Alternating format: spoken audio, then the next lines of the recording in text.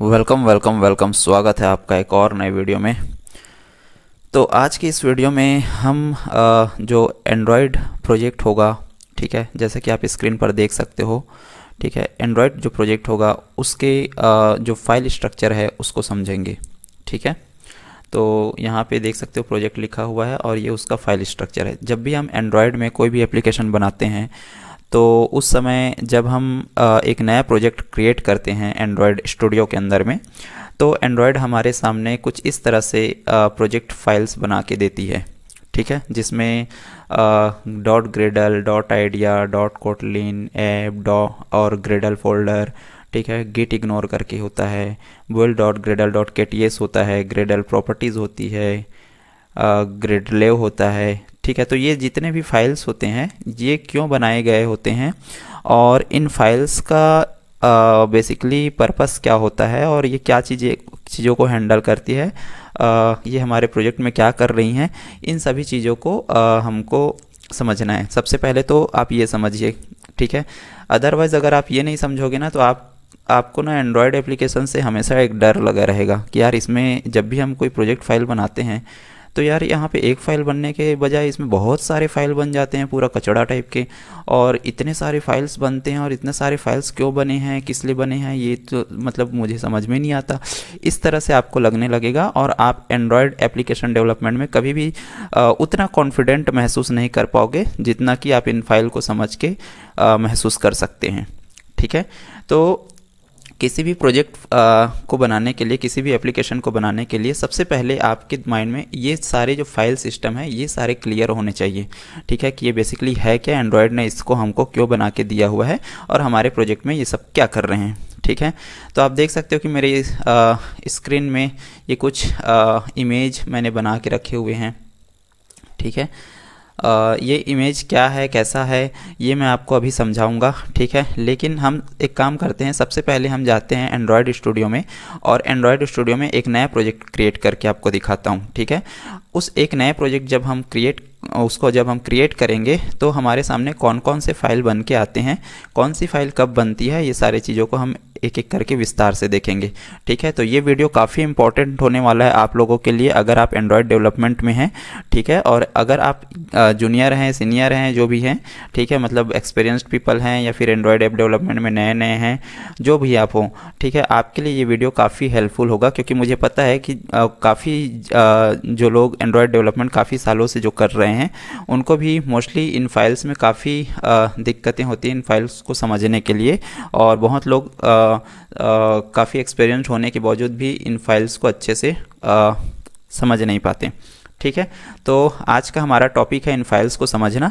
ठीक है, तो सबसे पहले हम चलते हैं अपने एंड्रॉयड स्टूडियो में और एक एक करके हम चीज़ों को ऑब्जर्व करेंगे और जानेंगे कि वो क्यों है और क्या है। ठीक है, तो सबसे पहले हम अपने इस स्क्रीन को क्लोज करते हैं। ठीक है, और हम ओपन करते हैं अपने एंड्रॉयड स्टूडियो को। ठीक है, तो यहाँ से मैं इसको क्लोज कर देता हूँ और यहाँ से हम जाके एंड्रॉयड स्टूडियो ओपन करते हैं। ठीक है, तो आप देख सकते हो कि अभी एंड्रॉयड स्टूडियो ओपन होने वाला है। अभी ये थोड़ा सा टाइम लेता है एंड्रॉयड स्टूडियो। और आप देख सकते हो कि मैं यहाँ पे एंड्रॉयड स्टूडियो का लेटेस्ट सॉफ्टवेयर यूज़ कर रहा हूँ। तो मेक श्योर रहो कि जब भी आप एंड्रॉयड एप्लीकेशन बनाओ तो हमेशा एंड्रॉयड स्टूडियो का जो लेटेस्ट आईडी है वो यूज़ करो। यहाँ पे Android Studio Otter 2 feature drop version यहाँ पे यूज़ किया गया है। और आई थिंक मुझे लग रहा है कि मेरा जो जिम एप्लीकेशन वाला एप्लीकेशन है वो खुला हुआ है, क्योंकि मैं उसी पे काम कर रहा था। ये जो जिम एप्लीकेशन का जो ट्यूटोरियल आने वाला है इस चैनल पर, ये आपके लिए काफ़ी ज़्यादा फ़ायदेमंद होगा, क्योंकि मुझे नहीं लगता कि YouTube में इस तरह के स्ट्रक्चर के हिसाब से कोई आपको वीडियो फ्री में देते होंगे। और आपको YouTube में इस तरह के ट्यूटोरियल मुझे नहीं लगता कि मिलेंगे। तो जब आप ये जो जिम एप्लीकेशन ट्यूटोरियल आएगा तो आप इसको देखोगे तो आप एट द एंड मुझको कहोगे कि भाई बहुत क्या सही चीज़ आपने दिया हुआ है, ऐसा करके। ठीक है, और क्योंकि ये जो है ये प्रॉपर जो एक गूगल रिकमेंड करता है कि किस तरह से आपका एप्लीकेशन का आर्किटेक्चर होना चाहिए, किस तरह से आपके कोड फ्लोज होने चाहिए, किस तरह से एक क्लीन वे पे कोड लिखा जाना चाहिए, वो सारी चीज़ें मैंने इसमें फॉलो किए हुए हैं इस एप्लीकेशन में। तो इसका ट्यूटोरियल बहुत जल्द आने वाला है, आप इसको ज़रूर इन्जॉय करें। और अगर आपने इस चैनल को अभी तक सब्सक्राइब नहीं किया है तो इस चैनल को सब्सक्राइब करके भी आप रख लें, ताकि ये जो जिम एप्लीकेशन वाला जो ट्यूटोरियल है आपको वो समय पे मिलते रहे। ठीक है, तो यहाँ से हम क्या करेंगे, इस एप्लीकेशन को हम सबसे पहले क्लोज नहीं करेंगे, यहाँ से एक नया प्रोजेक्ट बनाएंगे।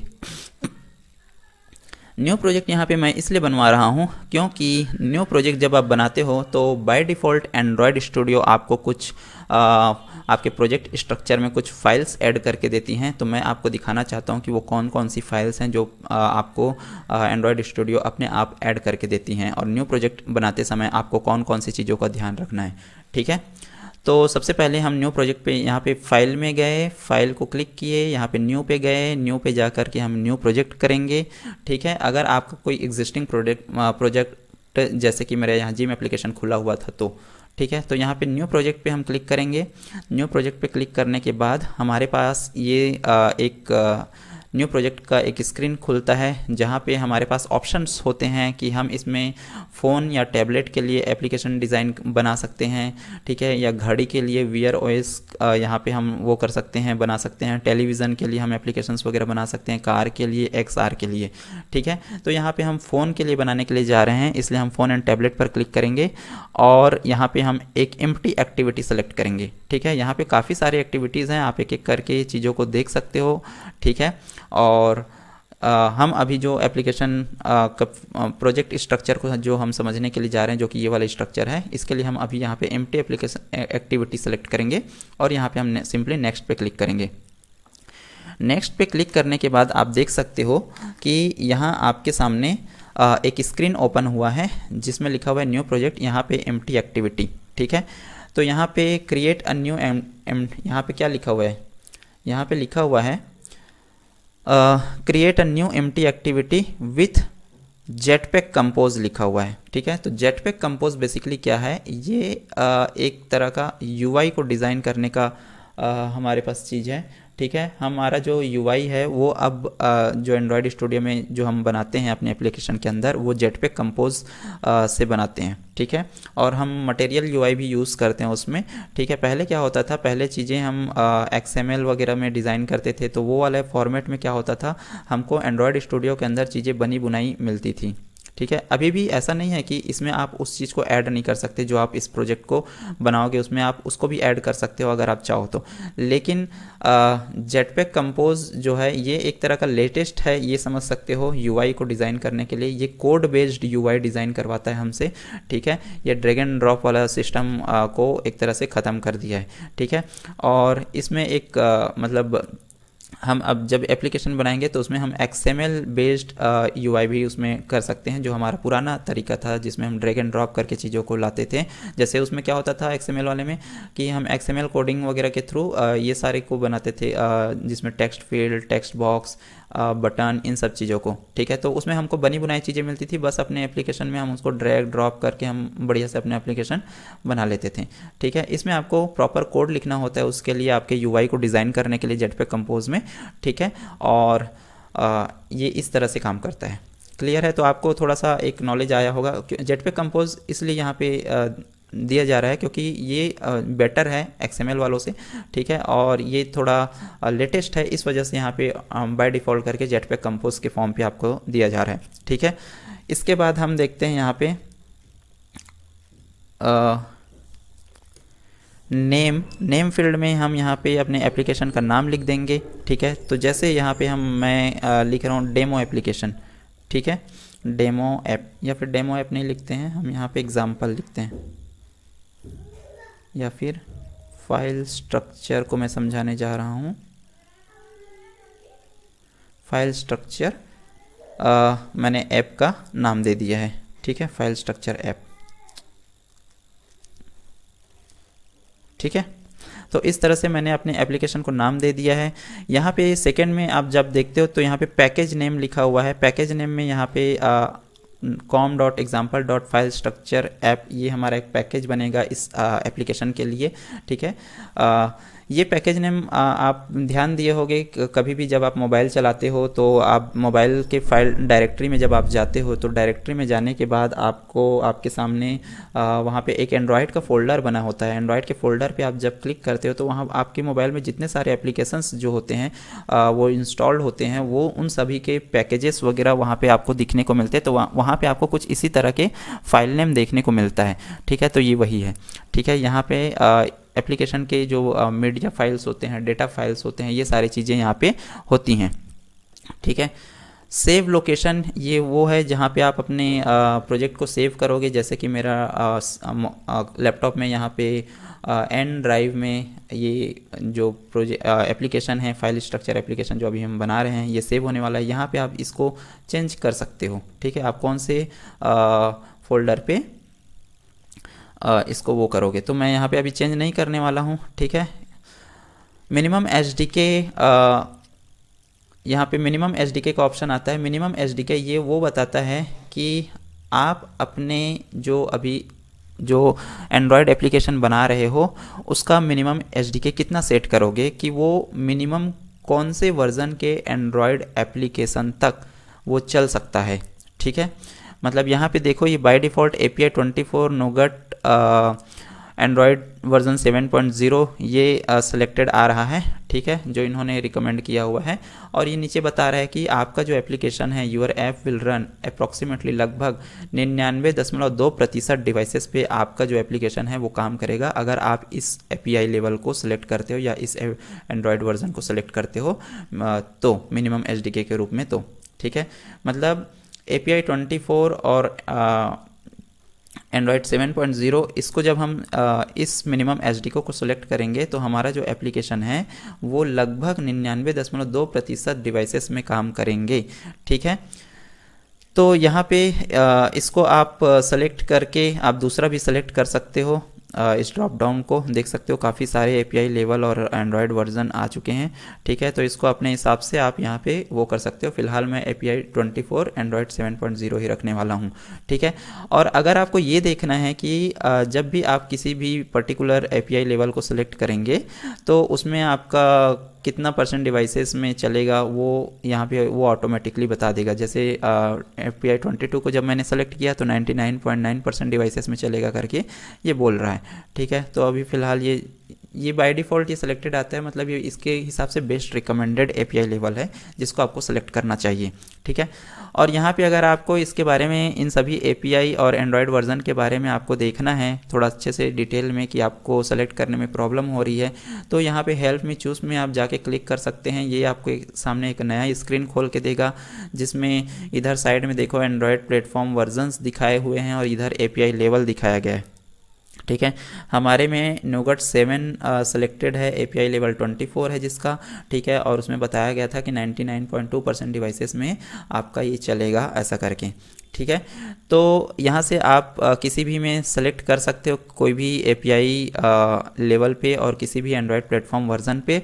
और यहाँ पे आप उसका user interface, performance, battery life, wireless and connectivity, ये ग्राफिक्स सिस्टम, ये सारी चीज़ों को आप यहाँ पे उसका डिटेल यहाँ पे देख सकते हो, ठीक है। जैसे मैं यहाँ पे चेंज करूँगा, जैसे मार्शमैलो या लॉलीपॉप पे हम अगर चलते हैं तो वो चीज़ें चेंज हो जाएगी, ठीक है।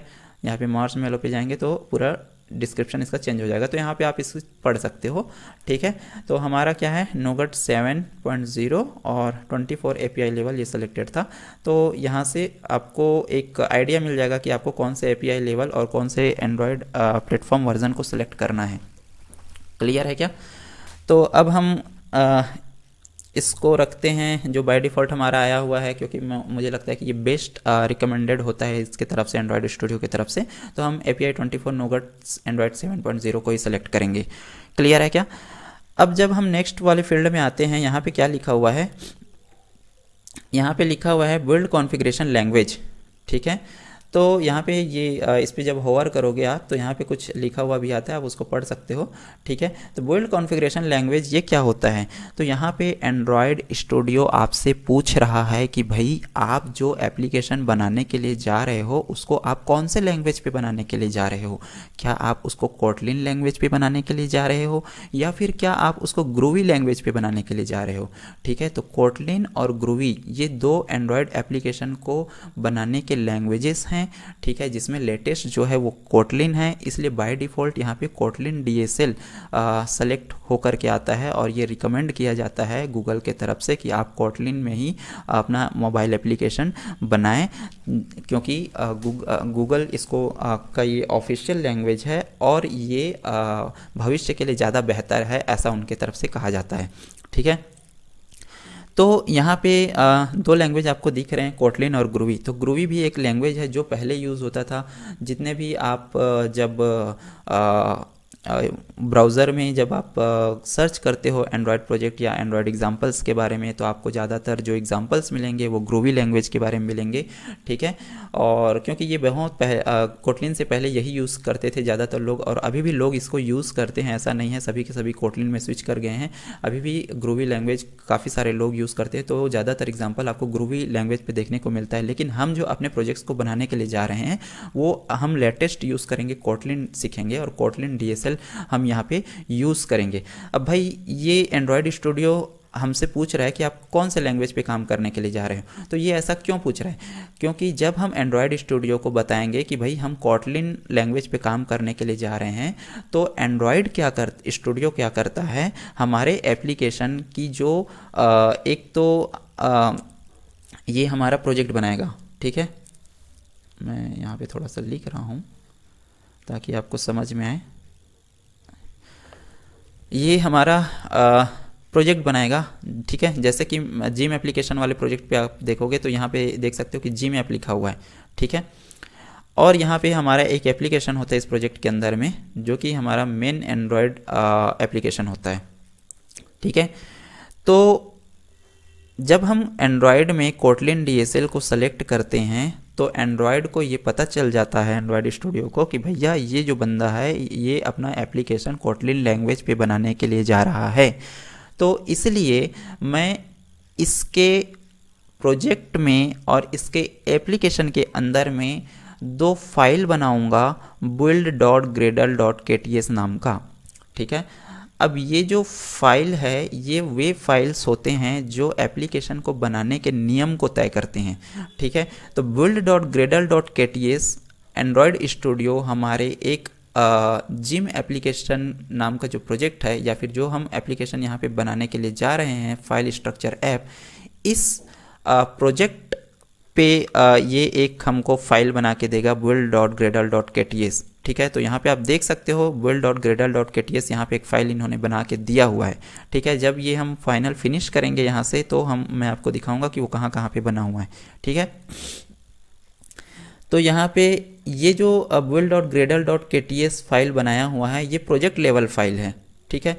मतलब इसमें प्रोजेक्ट्स की हमारी जो ओवरऑल जो प्रोजेक्ट होता है उसकी सामान्य जो सेटिंग्स होती है, उसके जो प्लगइन्स होते हैं, उसके जो डिपेंडेंसीज होती हैं, उसके जो सेटिंग्स की चीज़ें होती हैं, वो सारे चीज़ इस फाइल के अंदर में लिखा जाता है कोटलिन स्क्रिप्ट के थ्रू, ठीक है, कोटलिन लैंग्वेज में, ठीक है।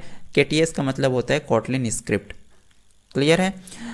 अब ये build.gradle.kts जो फाइल है ये हमारे प्रोजेक्ट लेवल पे तो बन गया, ये प्रोजेक्ट लेवल पे है, लेकिन एप्लीकेशन लेवल पे भी ये फाइल बनाया जाता है एंड्रॉयड स्टूडियो के द्वारा, जो कि हमको मिलेगा इस पर्टिकुलर ऐप फोल्डर के अंदर में, ठीक है। यहाँ पे भी हमको build.gradle.kts फाइल देखने को मिलेगा, लेकिन ये जो होगा ये ऐप लेवल ये बिल्ड फाइल होंगे, ठीक है।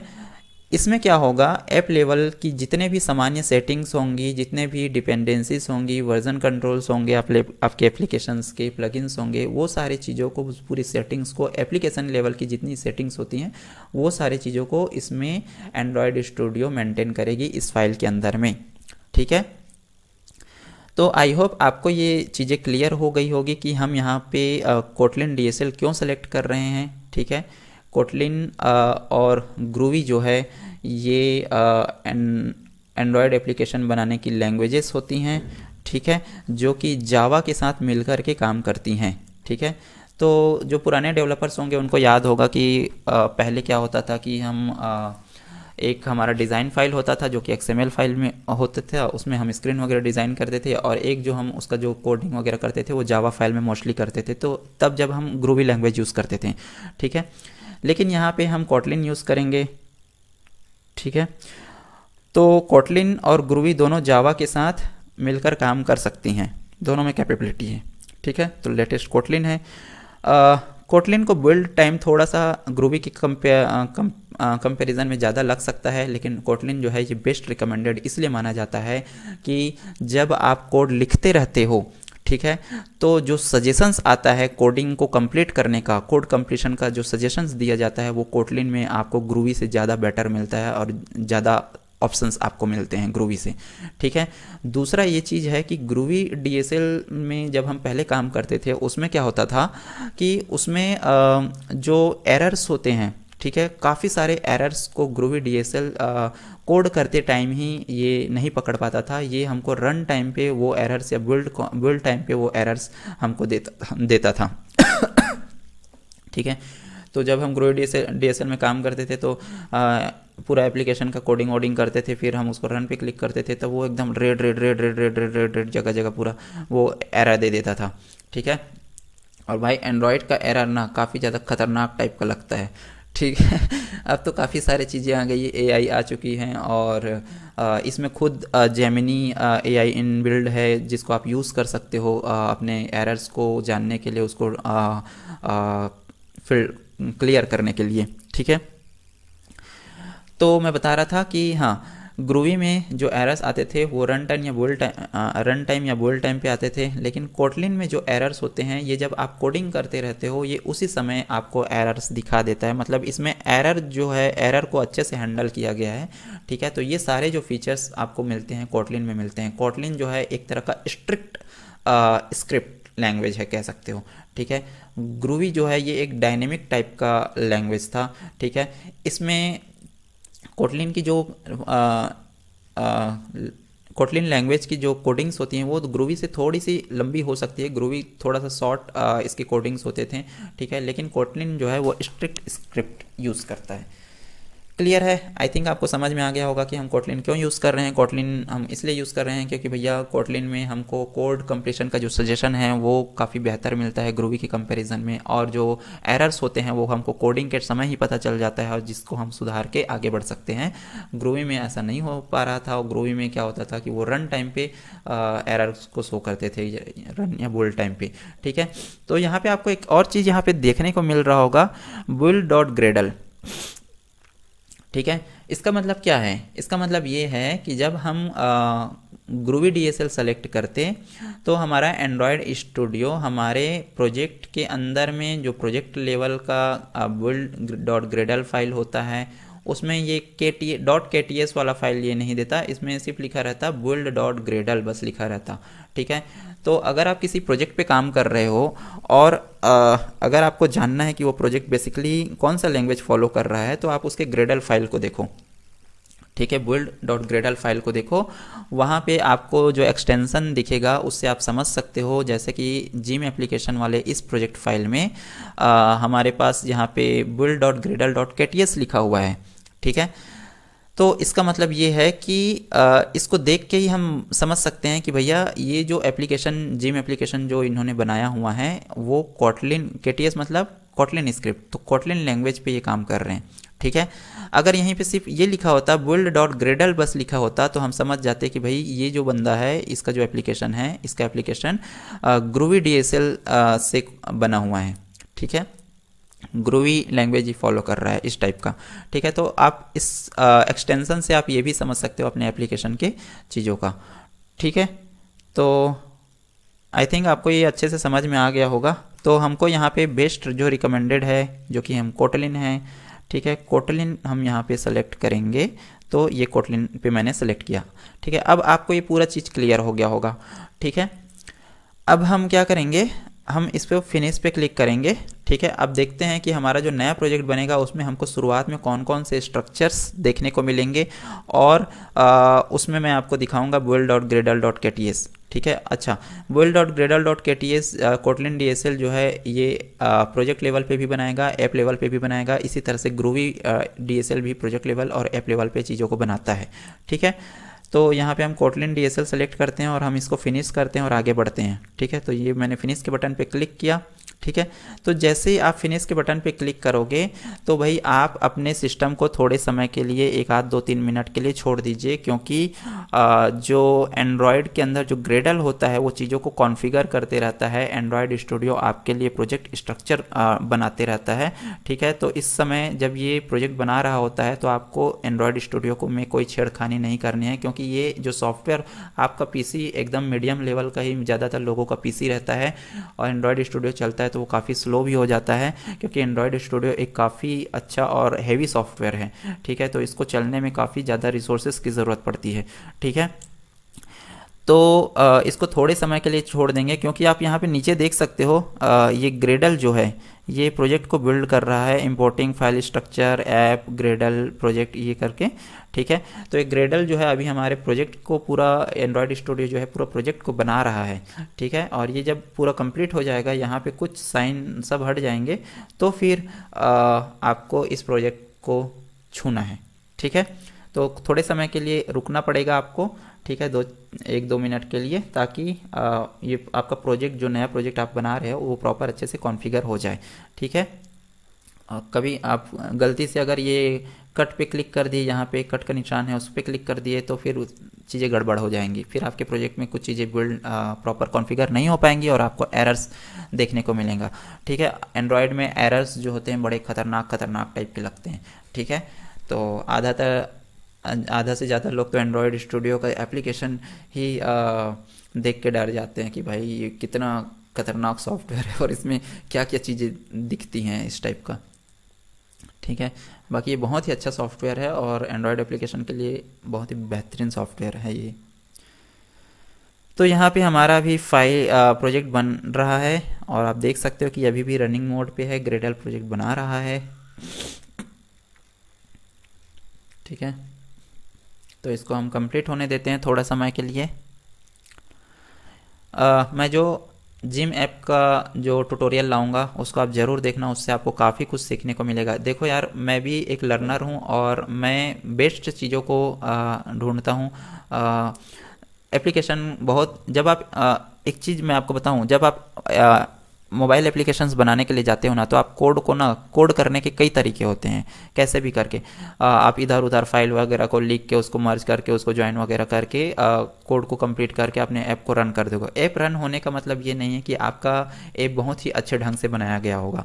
ठीक है, ऐप को बहुत ही अच्छे ढंग से बनाने के लिए गूगल रिकमेंडेड जो फ्लो होता है, जो स्ट्रक्चर होता है, उसको फॉलो करना काफ़ी ज़रूरी है, तभी आपका ऐप जो है वो स्केलेबल होगा और टेस्टेबल होगा। ठीक है, आप सिक्योर्ड हो एप्लीकेशन होगा आपका। समझ में आ रहा है? तो मैं उन सभी चीज़ों को ध्यान में रखते हुए एक क्लीन आर्किटेक्चर से आपको जिम एप्लीकेशन प्रोजेक्ट बना के दिखाऊंगा, छोटा सा। ठीक है, और उस प्रोजेक्ट को हम फिर धीरे धीरे आगे बढ़ाएंगे। ठीक है, तो आप यहाँ पे देख सकते हो कि अभी भी ये प्रोजेक्ट बिल्ड हो रहा है। ये ऑटोमेटिक चल रहा है ना चीज़ें, इसको मुझे बीच में रोकना टोकना नहीं है। ठीक है, अभी भी यहाँ पे देख सकते हो कि ये चीज़ें चल रहा है। ठीक है, यहाँ पे फाइल्स इंपोर्ट किए जा रहे हैं ग्रेडल की तरफ से।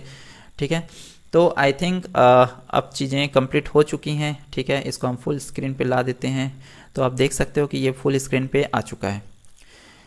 क्लियर है? यहाँ पे साइड में कुछ पॉपअप्स आएंगे जो कि आपको लेटेस्ट अपडेट वगैरह के बारे में बताएगा, तो इसको हम यहाँ से क्लोज कर देते हैं। ठीक है, और हम इसको थोड़ा सा इधर ऐसा कर देते हैं ग्रेडल। ठीक है, इसको ऐसा कर देते हैं। यहाँ पे एक कॉर्नर में एक राइट का साइन दिखता है। ठीक है, ये तब दिखता है जब आपके प्रोजेक्ट पे कोई प्रॉब्लम नहीं होता। अगर आपके प्रोजेक्ट में कुछ वार्निंग आएगा तो उसका साइन यहीं पे आएगा। ठीक है, और ये राइट है, मतलब आपका ये जो फाइल है जो खुला हुआ है ये अच्छे से चलेगा। यहाँ पे इंपोर्ट के सामने एक एरो का निशान है, ये जो है ये किसी पर्टिकुलर कोड ब्लॉक को ये क्या करता है, मर्ज करके एक कम स्पेस में उसको वो कर देता है। ठीक है, तो यहाँ पे आप इसको देख सकते हो।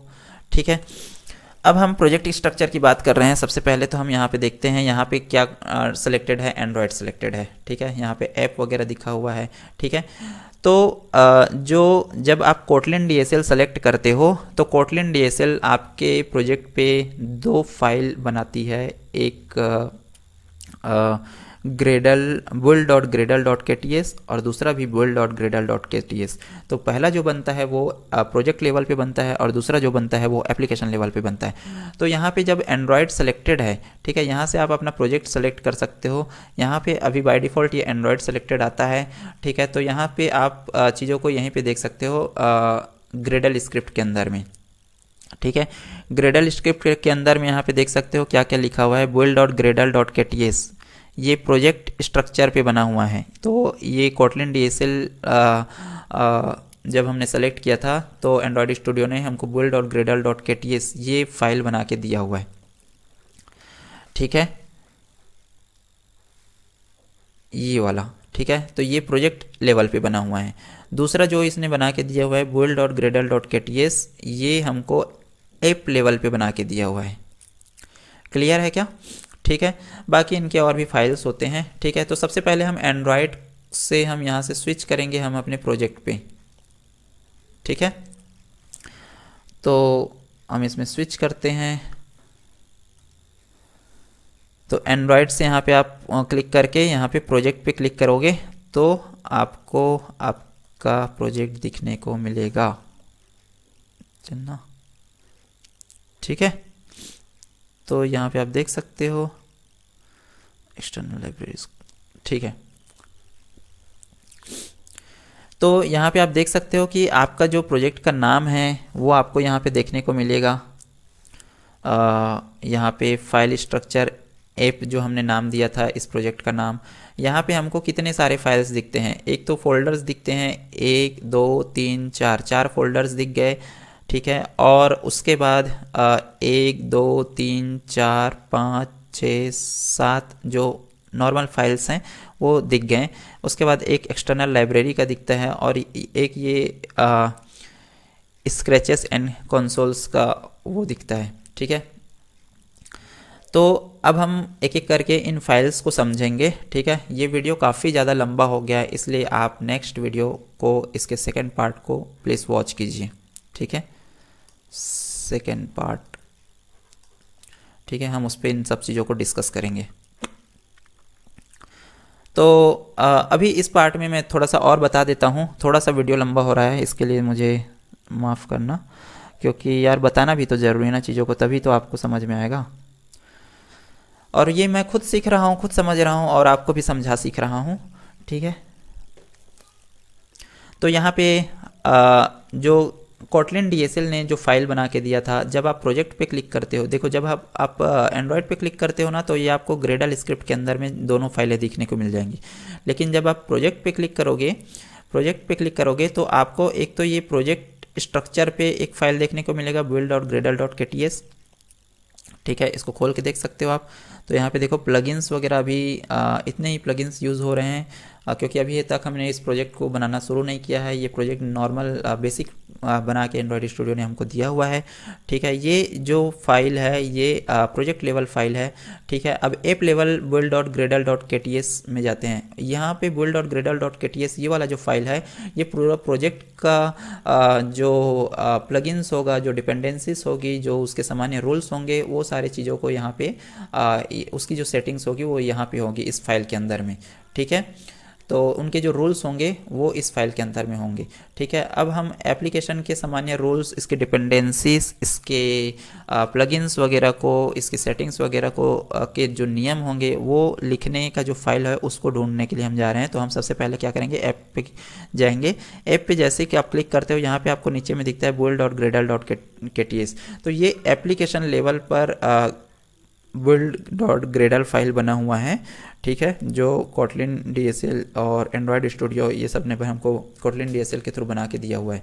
ठीक है, तो यहाँ पे इस फाइल पे जैसे आप क्लिक करोगे ना, तो इसमें आपको जो आपका जो एप्लीकेशन लेवल का जो सामान्य जितने भी रूल्स हैं, ठीक है, जितने भी प्लगइन्स हैं, जितने भी डिपेंडेंसीज हैं, वो सारी चीज़ें आपको यहाँ पे देखने को मिलेंगे। देख सकते हो यहाँ पे डिपेंडेंसीज वगैरह हैं। इसमें आपको वर्जन कंट्रोलिंग भी होता है, जैसे यहाँ पे देखो वर्जन नेम वगैरह दिया होता है।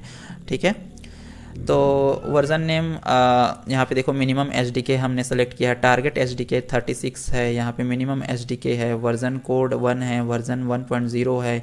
ठीक है, एंड्रॉयड एप्लीकेशन की ID है यहाँ पे हमारे पास।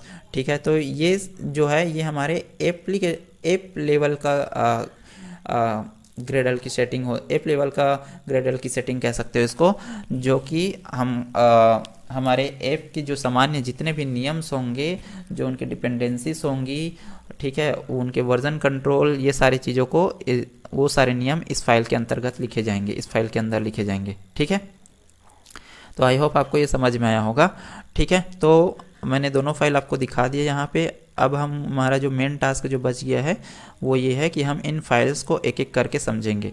ठीक है, तो इन फाइल्स को एक एक करके समझने के लिए आप मेरा नेक्स्ट वीडियो देखिए, सेकेंड पार्ट। ठीक है, और आपको काफ़ी कुछ सीखने को मिलेगा। और बिना ये फाइल वगैरह को सीखे आप प्रोजेक्ट बनाने के लिए मत लग जाना, क्योंकि जब आप इसको सीखते हो तो आपके माइंड काफ़ी क्लियर होंगे। आपका जो माइंड होगा, आपका जो ब्रेन होगा, वो काफ़ी क्लियर होगा। ठीक है, और आपको एक कॉन्फिडेंस महसूस होगा एंड्रॉयड एप्लीकेशन को बनाने का। ठीक है, आपको डर नहीं लगेगा इस पूरे ID से या फिर इनके जो एरर्स वगैरह आएंगे उनसे और इस फाइल स्ट्रक्चर से। ठीक है, आपको खुद में कॉन्फिडेंट महसूस होगा कि आप एक अच्छे एंड्रॉयड डेवलपर बनने के लिए जा रहे हो। ठीक है, तो इसका सेकेंड पार्ट ज़रूर देखें। ठीक है, मैं इसके बाद अपलोड करूँगा इसको। ठीक है, अगर आप चैनल पर नए हो तो आप चैनल को सब्सक्राइब करो। ठीक है, बेल आइकन को क्लिक करो। ठीक है, बेल आइकन को क्लिक करो ताकि आपके पास जो नोटिफिकेशन है वो आती रहे। और नेक्स्ट जो हमारा प्रोजेक्ट हम बनाने वाले हैं इसमें जिम एप्लीकेशन, उसके अपडेट्स आपको, उसके ट्यूटोरियल के अपडेट्स आपको प्रॉपर मिलते रहे। ठीक है, तो चलो इसका सेकेंड पार्ट में हम इन फाइल स्ट्रक्चर को समझेंगे कि ये क्यों बना है और किस लिए बना है। ठीक है।